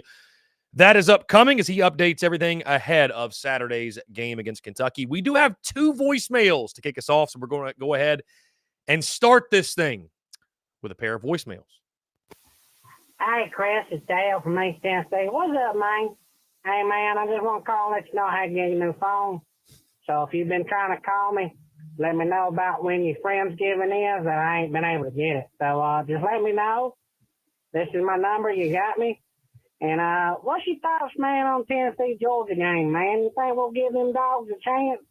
Or we'll give them our best or whatnot? Or you think old Smokey's just going to get dragged, man? Who's the better dog? And I heard old President Trump was coming to Carolina, man. I knew I liked y'all, man. You know what? I didn't vote for him, but I sure vote for him this time, man. So that's pretty cool. Make the Gamecocks great again, man. I think, hey, merch idea. Hey, man. Anyway, just, reach out about the Friendsgiving and what's your thoughts on the Tennessee-Georgia game? BDD out. Tennessee-Georgia game, BDD out. I've got Georgia covering 10.5. I think Georgia, after what I saw from Tennessee, I know they're a different team at Neyland. I get that. I can't trust Tennessee to cover that number. So I think Georgia wins. I think they cover that spread. I'm not saying it'll be a 30-point blowout or anything, but I think Georgia will take care of their business. We'll put it that way. Guys, we got one more voicemail. This one I think is guaranteed to make you laugh. So let's go ahead and get into it. Hey, Chris, it's Hunter. I was just wondering if you saw the news about former President Donald J. Trump was possibly coming to Columbia to see us beat the Tigers to the Carolina-Clemson game. I just wanted to run this by you. What do you think about maybe making some merch, maybe a hat that says "Make Carolina Great Again"? I think it'd be fire, man. Anyway, Trump 2024. Like to hear your thoughts, man. Thanks. Hunter on the call. Make Carolina great again, guys. Like I said, that's not a bad idea. So, anyways, let's go ahead and get into the questions, comments, voicemails, everything else. Get into the YouTube chat. Timothy Farmer says, do you think South Carolina is going to beat Kentucky this Saturday? That was a good game between Vandy. I hope South Carolina beats Clemson next Saturday. Timothy, to your point, I will drop my prediction on Thursday, but this actually brings something up, Timothy, that was on my mind. I think next year, and maybe even, well, I don't know, baseball, you're kind of limited to whatever. I think for next year, dropping the predictions for the games earlier in the week would be fun, right? So it's like you kind of know where I stand all week long. And I basically know by Tuesday which way I'm going for the most part. I know by Tuesday. And if I sat down and just thought about it for 5 minutes, did a little research, I could, could let you know. But maybe next year we move up the predictions because I know many of you asked me early in the week. Justin, what's up, TSUS fam? Any truth to Beamer flying to Mississippi to talk to Zach Arnett? I have no idea about that. I have no clue. Bruce says, feels like the bowl game would be huge for more practice time, more experience for younger guys, and maybe the start of the Lenora Sellers era. Yeah, Bruce, I think that'd be a big part of it. I think that would be a major positive to get Lenora Sellers going again, get those extra practices for your young guys. And I think, who knows what would happen, but I think more than likely you'd see Spencer Rattler say, hey, I'm done, depart, get ready for the NFL draft. And Lenora Sellers would have the opportunity to go out there and play. And and show his stuff and sort of get ahead in winning the job, if you will. So let's see. Bird says, I agree with wanting to see Sellers more, but taking Spencer Rattler off the field would be just ridiculous. I agree with you. I agree with you. So, Ethan K, could Kentucky be our Tennessee game this year? Well, Ethan K, it's a little bit different scenario. You're not coming off an embarrassing blowout. There are things that make the two very different, Ethan K. Very different. So, could it be? Maybe, but it would be a different set of circumstances. We'll just put it that way. So, let's see. Todd Smith. Where did this go? Todd Smith dropped a prediction. Gamecocks 28, Wildcats 24. Todd, I think it's a little higher scoring than that. I think that's a fair score, but I think it's a little higher scoring than that. I think that Kentucky's got weapons. I mean, they do. I'm not convinced that South Carolina guys has made any major strides defensively. I think they're going to have a really tough time stopping Ray Davis. Devin Leary hasn't been great by any means. Hasn't been great, but I mean, it's Carolina's defense. They got Barry and Brown, Dane Key. They got a nice tight end as well. I mean, so it's going to be a challenge for South Carolina defensively. I think you got to score 30 plus to win. I mean, guys, it's Gamecocks football in 2023. Like, when have you not had to score 30 plus to win? Austin says, has Beamer won 3 games in a row yet? Yes, he won 4 in a row last year. Won 4 in a row last year. You might recall it was Charlotte, SC State, Kentucky, and then Texas A&M. Won 4 in a row last year. Coach Ford, Kentucky is not anywhere near the level that Tennessee was last year. I do agree with you, Coach Ford. I do. I absolutely agree with you 110%.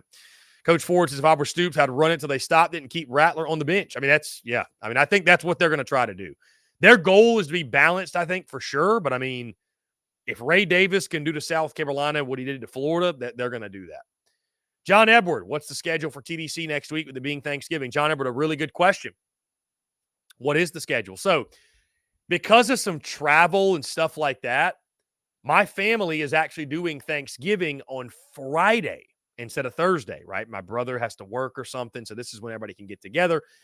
I'm also doing a separate Thanksgiving with somebody else on Thursday, so I'm 99.9% sure, John, you know what I say? Go ahead, just book it, 100%. We'll go Monday, Tuesday, Wednesday, and the rest of the week we will take off from TDC. There will be no TDC Thursday or Friday. We'll go Monday, Tuesday, Wednesday, knock it out. So that's going to be the game plan, John Edward. We'll go Monday, Tuesday, Wednesday, get into all of our game preview prediction stuff. You'll know everything by Wednesday of next week. So, I ideally wanted to take Thursday off and then go Friday. But again, guys, like I mentioned, we're doing Thanksgiving Friday together as a family instead of Thursday. So that is that's going to be the plan next week. Here we go. What's up, Chris? This is Robbie Davis. What's up, Chris? I just wanted to say the next 2 weeks, it is very important our defense gets 3 and outs. It's no surprise there are South Carolina Gamecocks ladies basketball team's number 1 in the country. Once again, I will have my prediction ready for you Thursday. Go Gamecocks. Oh, and go Tar Heels because UNC is playing Clemson. I was like, why go Tar Heels? Very interested. Clemson's a favorite in that game. Clemson's a favorite against UNC. That is interesting. Travis Allen, 48-45 in overtime. Gamecocks win. What a game that would be. Billy Cotton says, you've got to outscore them. I agree.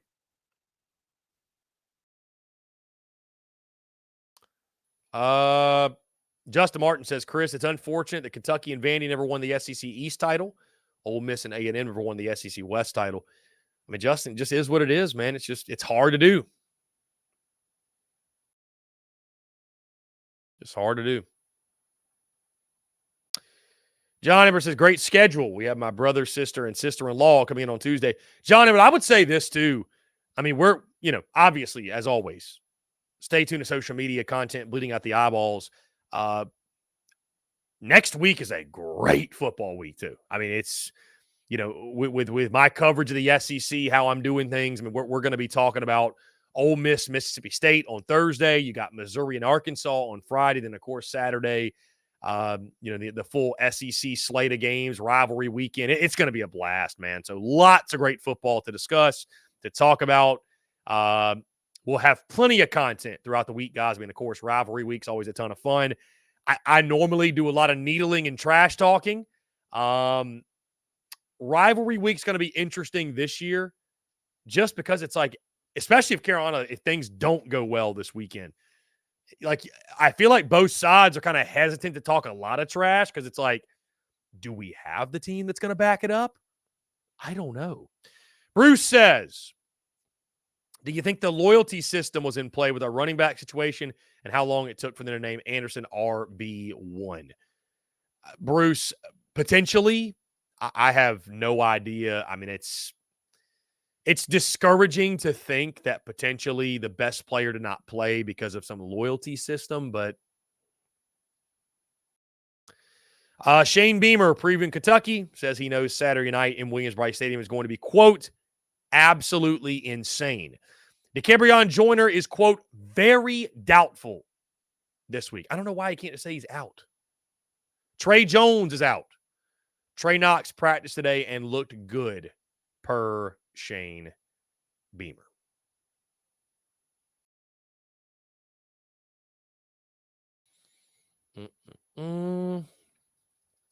So,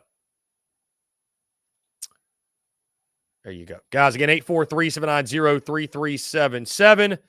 That's 843-790-3377. You can call that number, text that number, whatever you like. Leave us a voicemail, guys. I would love to hear from you and have you guys be a part of the show. How about this, guys? So yesterday I'm talking, hey, you know what makes a lot of sense? Dabo going to A&M. Why not? Dabo Swinney to Texas A&M. Today, Dabo Swinney's asked if he has any interest in the Texas A&M job opening. Quote, I'm just focused on this job. Always have been. Just trying to beat North Carolina. It must be November. That's all I can say. He didn't say no. He didn't say, did he say no? That answer tells me you had my curiosity. Now you have my attention. That's what that answer tells me, man. Just saying. Just saying.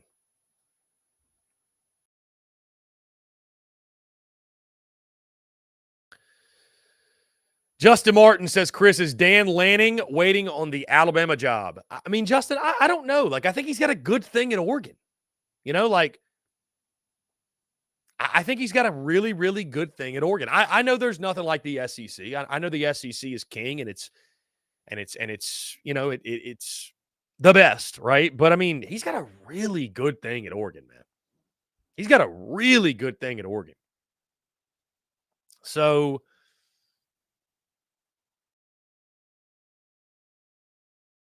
I don't know. Curtis Scholl says, I hate to say it, but Clemson's looked extremely good the last 2 weeks. They have, Curtis. They found themselves since that Notre Dame game. So it's going to be a challenge. I mean, here's the thing, man. If South Carolina finishes 6-6, it's going to be wildly impressive because USC is the underdog this week. They're going to be the underdog next week. They're going to be the underdog, 100%. So, but that's the funny thing, guys, is like everybody talks about Cocktober and, it's Cocktober, look out. But like November is when Shane Beamer's teams have made their mark. You think back to 2021, it was the Florida win and it was the Auburn win, getting to 6 wins, getting to bowl eligibility, right? Then last year, it was Tennessee and it was Clemson. Like, we've seen this movie before. So Shane Beamer and company beating Kentucky and beating Clemson, I mean, It's doable. It's doable. I'm not telling you it's going to happen, but it's doable. We've seen this movie before.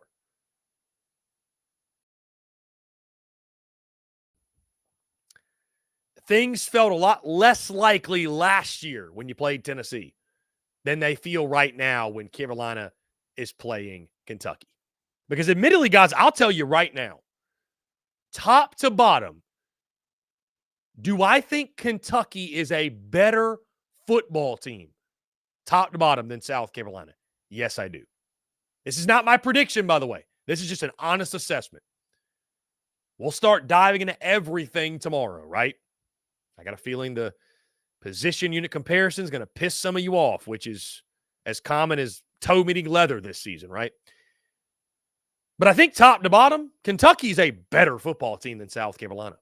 I do. I understand why they're favored. I get that. But it's Williams-Brice Stadium at night. It's the month of November. And South Carolina has won 2 games in a row and has some positive momentum, has some belief. You know, guys, this game Saturday is a huge game in regards to this is going to be a real test of the motivation of each of these teams. Because I think South Carolina, you look at them, they're still a team, despite being 4-6, that's excited, that's inspired, that's excited at the opportunity to, hey, we can still get to a bowl game. Meanwhile, Kentucky's sitting there. They've already punched their ticket. They're 6-4. But a lot of their bigger goals are no longer in sight. They've lost 4 of the last 5. So it doesn't matter if you have more talent than the other side or vice versa, whatever. A lot of football is want to. A lot of football is motivation. A lot of football is determination. And South Carolina could be that team on Saturday night. We'll see, but they could be that team. Guys, we're going to jump into a quick break on the other side. We'll close out the show in style with more of your questions, your comments, your voicemails, and more here on this Tuesday. All that and more. You're tuned in to The Daily Crow. The Daily Crow is also brought to you by our friends over at A1 Air Quality Consultants. Headaches, coughing, running nose while in the office or just in your home. Call A1 Air Quality Consultants to have your air checked today. From Columbia to Asheville, Anderson to Charlotte, they are your breath of fresh air for all of your air quality needs. Be sure to give them a call or shoot them a text today at 864-619-2092. That's 864-619-2092. You can also contact them via email at a1airqualityconsultants@gmail.com. Be sure to check them out. We thank A1 Air Quality Consultants for their love and support of the Spurs Up Show, and tell them that Chris from the Spurs Up Show sent ya.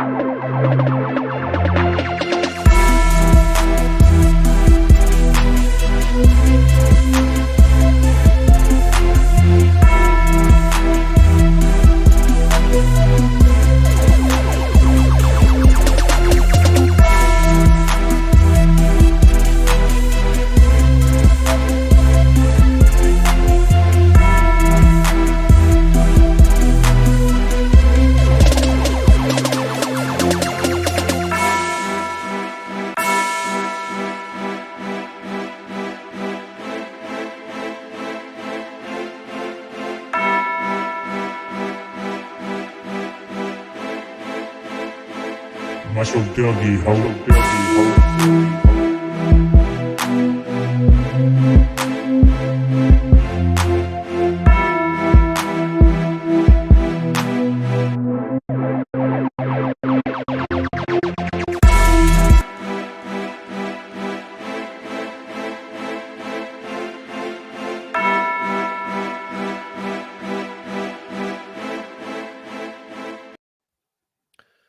Ladies and gents, boys and girls, we are back. Final 13 minutes or so here on the Daily Crow Guys. Shane Beamer, of course, speaking to the media today. He had this to say, was asked about the rumors of his name being in the ring for the Mississippi State job.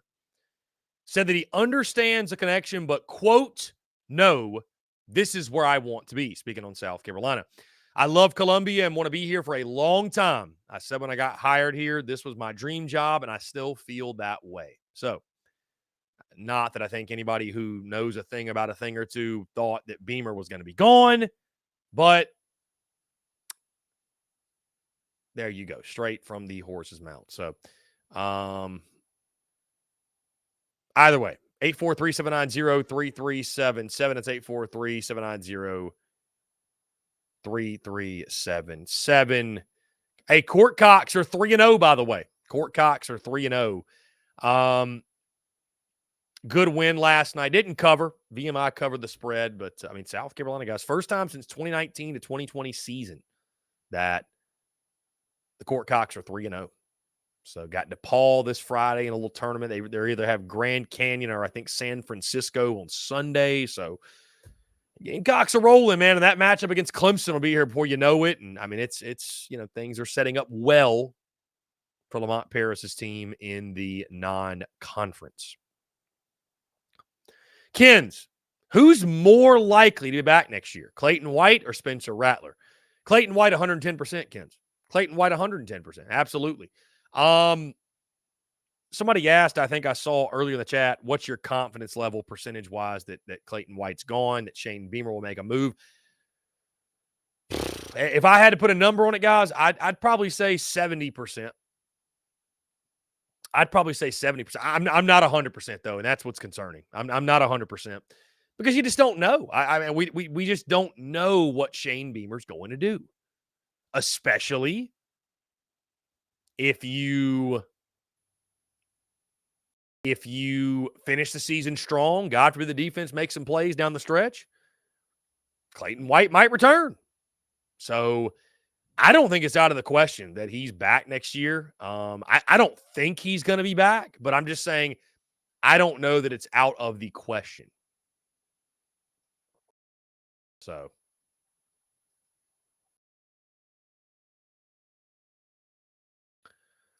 Peyton Smith, Zach Arnett, new DC. Unfortunately, Peyton, I think the Gamecocks are going to get beat to the punch with that one. I think you're going to see Southern Cal jump in. Zach Arnett's got some West Coast ties. I think LSU is going to be looking for a new DC. I'd be surprised if they landed Zach Arnett. That'd be a great hire. I mean, that would be a great hire. But Kens, what can you even point out about Clayton White's defense to keep him around? The only thing, Kens, that you could point out and defend is that you could say, well, look at the recruiting. They've got guys on the way. I mean, that's the only thing. I don't think there's anything on field you could look at and say this, and this are all reasons why he should be retained. I don't think so. I don't think so.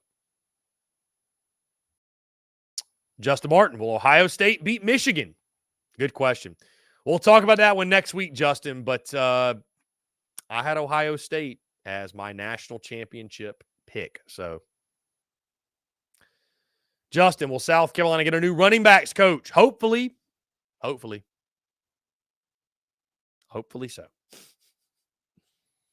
Peyton Smith, over under for Harbor, 65 yards receiving Saturday.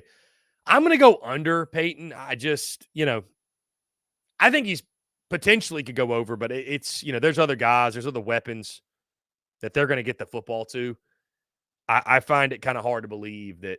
I don't know. I'm going to go under. So Nick Harbor, surprisingly enough, what's crazy is surprisingly enough, I mean, he's The two games you'd think, Jacksonville State and Vandy, the two games you think he'd be a factor and break out, he has not. So he has not. Coach Ford, so much hate for Clayton White, but we have only lost the Florida game due to defense. The offense has not been great in losses.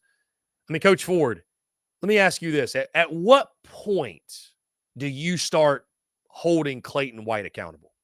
Because I get where you're going. You don't like Dabble Loggins. I get it. That's fine.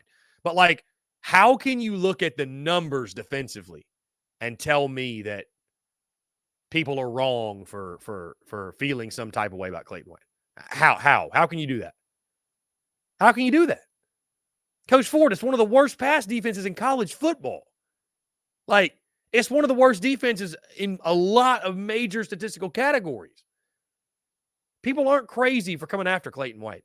My guy Bryce is in the chat. What's going on, Bryce?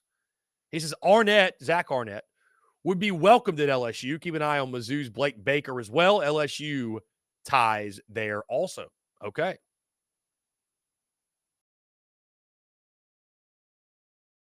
Zach Arnett's going to be a really good DC wherever he goes. Coach Ford, I did not say White should not be held accountable. Well, Coach Ford, again, I hear what you're saying, but I look at the losses, and I know, listen, on the road, the offense has not shown up. That's fair by you. That is very fair. But it's not like the defense has done a whole lot to keep South Carolina in football games, like at any point. At any point. I mean, when you've got a laundry list of guys who've had breakout performances against South Carolina this year, that's enough. That's enough. So, Austin Gregory says, how could you not like Dabble? Do you even watch ball? Coach Ford says both suck. He thinks Loggins and Clayton White suck. Let's see. Kens, it's unfortunate about Juju's injury, but isn't it a bit exciting to get to see young talent like Dontavius Braswell? Yeah, hate the situation, hate how it's came about, but definitely, I mean, it's, guys, I watched Dontavius Braswell. I know it was Vandy, but I watched Dontavius Braswell and just thought to myself, how has this kid not seen the field? You know what I mean? Like, how has he not seen the field? I don't know.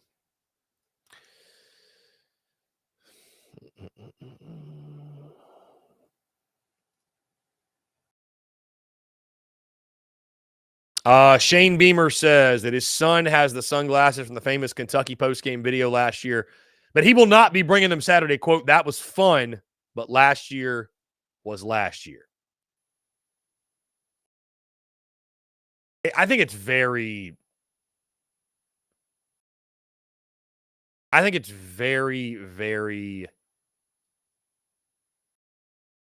obvious that Beamer and Stoops don't like each other.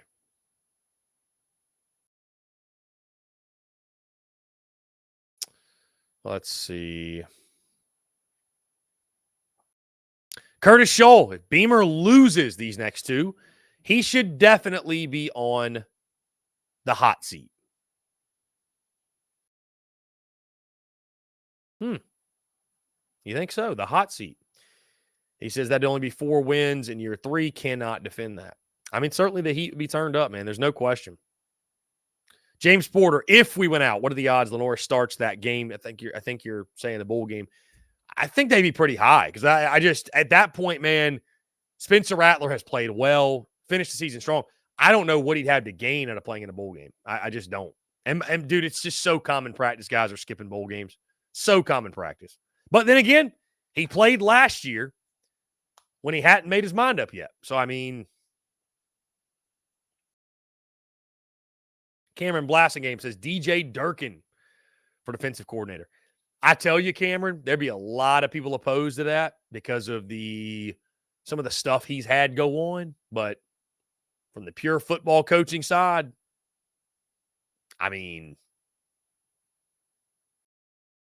I wouldn't be totally opposed to it. Austin Gregory says, after hearing Coach Ford's remarks, I believe I know who Beamer was referring to when he said those who live a miserable existence. Austin, comment on Harbor's blocking. Got to get better. It's got to get better, man. He's too big and too physical not to block well. Coach Ford, low gains is a two-man scheme without Rattler and Xavier Legette. Superhuman efforts. We win 2 games. Well, he has those guys, Coach Ford. So, I mean, next year he'll get to prove that he can do it without them. But, I mean, you have them this year. So,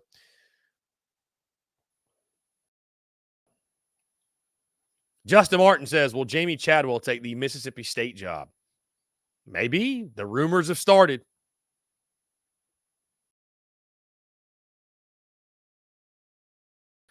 Justin Martin, Clark Lee, is he safe at Vandy? I think so. Yeah. Yeah, I think so. Clark Lee's a Vandy guy. Yeah, I think absolutely. Peyton Smith, I think he says bare minimum 1-1 is a necessity with the next 2 weeks. Talk about a rip your heart out result. 0-2 is my nightmares. Austin Gregory Ford must have blocked me. He's on Facebook, Austin. That's probably why you don't see him. He's on Facebook. Bryce, my guy, what's your top 3 positional needs for this offseason, portal or high school ranks? Yeah, so whether it's portal or high school ranks, Bryce, I don't think that changes what the top 3 positional needs for the Gamecocks of the offseason are. I'd start at defensive line, defensive front. They've got one guy right now that's committed from the high school ranks, edge. It's a good one, Dylan Stewart, 5-star, but they need more guys up there badly. They've swung and missed on some guys. They've gotten beaten out in some battles. They got to beef up the interior of the defense. I think that's going to happen probably through the transfer portal. So defensive front would be number 1. Number 2, because, I mean, here's the thing, Bryce. There's a lot. Number 2, I'd go offensive line, other side. They've got some guys coming in through recruiting. That's the good news. But I think they need to go out and snag 2 or 3 impact offensive linemen to help in the portal, or help from the portal. And at number 3,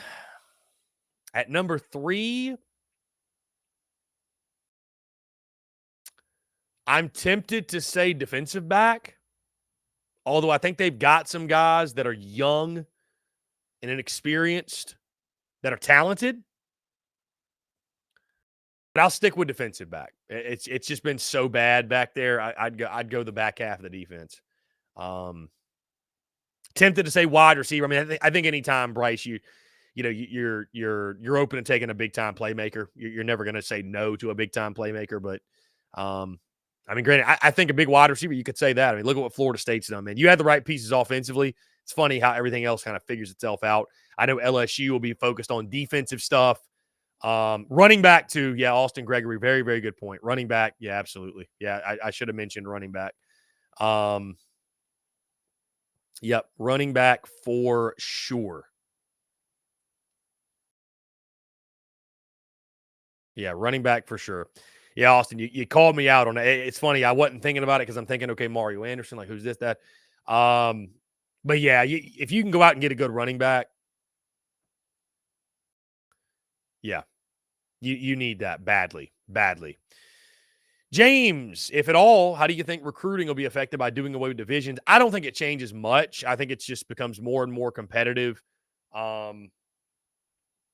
with Texas and OU coming in, but I don't think it changes a whole lot. So, guys, that being said, we're going to go ahead and get out of here. We have hit 2:00. Thank you all so much, man, for the love, support, the questions, the comments, the engagement, the banter. It's always a good time, guys. Be sure to hit that subscribe button on YouTube. If you have not, hit that bell icon so you get notifications when we go live. We drop new video content as well. Also, be sure to subscribe on iTunes, Spotify, Google Podcasts, wherever you get your podcasts. We drop daily pods at the Spurs Up Show on those platforms. And also, of course, guys, stay tuned to social media at the Spurs Up Show, wherever you get your content. We are there. Stay tuned. Content, as always, bleeding out the eyeballs. Guys, that being said, appreciate you all tuning in. Thank you all so much. Have a great rest of your Tuesday, and we will talk to you all tomorrow.